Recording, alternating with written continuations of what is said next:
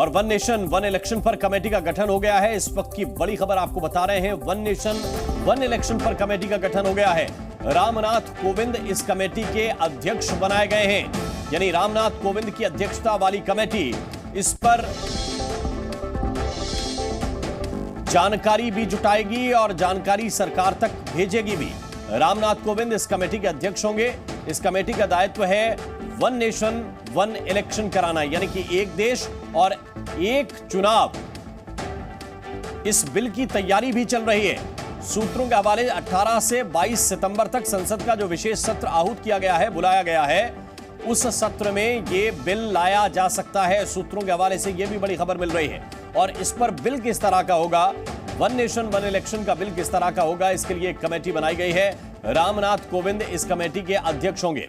अब कई तरह की चुनौतियां सरकार के सामने इसको लेकर होंगी। किन राज्यों में पहले चुनाव कराए जाएं, किन राज्यों में बाद में चुनाव कराए जाएं, कैसे ये बात बनेगी, किन राज्यों में 2024 के साथ चुनाव हो जाएंगे और किन राज्यों में 2029 के चुनाव के दौरान चुनाव होंगे। इस पर आम राय बनाना सभी पार्टियों के बीच में ये काफी महत्वपूर्ण है और चुनौतीपूर्ण भी। आपको हम दिखाते हैं, जरा देखिए। बड़ी खबर इस वक्त की यह है कि वन नेशन वन इलेक्शन पर कमेटी का गठन हो गया है, यानी कि एक देश एक चुनाव सरकार कराना चाहती है। पूर्व राष्ट्रपति की अध्यक्षता में इस कमेटी का गठन हुआ है। आपको यह जरूर बता दें कि संसद का जो विशेष सत्र बुलाया गया है 18 से 22 सितंबर के बीच में 5 बैठकें इसमें होंगी और एक देश एक चुनाव के विरोध में विपक्षी गठबंधन INDIA है। एक देश एक चुनाव सरकार कराना चाहती है। प्रधानमंत्री नरेंद्र मोदी अभी नहीं, इससे पहले कई बार कई मंचों से इस बात को रख चुके हैं कि अगर एक देश है तो फिर एक चुनाव होना चाहिए और इसकी दिशा में सकारात्मक होकर हमें सोचना चाहिए। और अब सरकार, कांग्रेस के नेता राशिद अल्वी क्या कह रहे हैं, इस पर सुनाते हैं आप। तानाशाही है, ये लोकतंत्र नहीं है कि जो मर्जी आए प्रधानमंत्री वो करते चले जाएं। सर, कल राहुल गांधी जी ने प्रेस कॉन्फ्रेंस किया था और बता रहे थे कि ये अमृत काल नहीं है, ये गरल काल है। यदि सरकार में साहस हो तो वह चीन, मणिपुर सहित विविध मुद्दों पर चर्चा करें। उन्हें JPC गठन करने की भी मांग मान लेनी चाहिए। देखिए, अपोजिशन सारा इकट्ठा होके कह रहा है कि अडानी के मामले में JPC कॉन्स्टिट्यूट कीजिए। ज्वाइंट पार्लियामेंट्री कमेटी बनेगी तो सच्चाई देश के सामने आ जाएगी। प्रधानमंत्री तो अडानी पे बहस भी करने को तैयार नहीं है। अडानी जब हम तो राशिद अल्वी कह रहे थे वन नेशन वन इलेक्शन पर कि ये तो लोकतंत्र नहीं है कि प्रधानमंत्री जो मर्जी चाहे वो करते जाएं, ये लोकतंत्र नहीं कहा जा सकता। और क्या क्या तर्क हैं इसको लेकर, एक देश एक चुनाव पर तर्क क्या है और विपक्षी लोग क्या कह रहे हैं, ये दोनों बातें हम आपके सामने एक साथ रखना चाहते हैं। तो एक देश एक चुनाव पक्ष में तर्क यह है कि समय और धन दोनों की बचत हो जाएगी। विपक्ष कह रहा है कि ऐसा करना संघीय ढांचे के विरुद्ध है।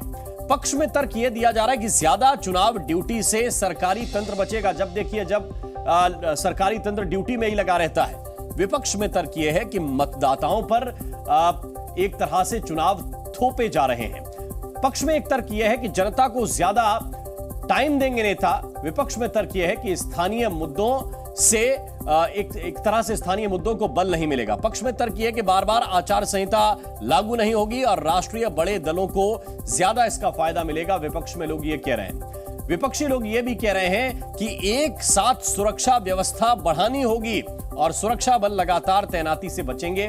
पक्ष में तर्क यही किया जा रहा है कि चुनावी ड्यूटी में जब देखिए, जब कंपनियां लगानी पड़ती हैं, एक राज्य में विधानसभा चुनाव होता है, फिर दूसरे राज्य में विधानसभा चुनाव आता है और इस वक्त ये बड़ी जानकारी मिल रही है कि थोड़ी देर में, कुछ ही देर के बाद वन नेशन वन इलेक्शन की कमेटी के सदस्यों के नाम का ऐलान होने जा रहा है। कुछ ही देर के बाद नोटिफिकेशन इसको लेकर जारी किया जाएगा। जी न्यूज ने सबसे पहले आप तक ये खबर पहुंचाई।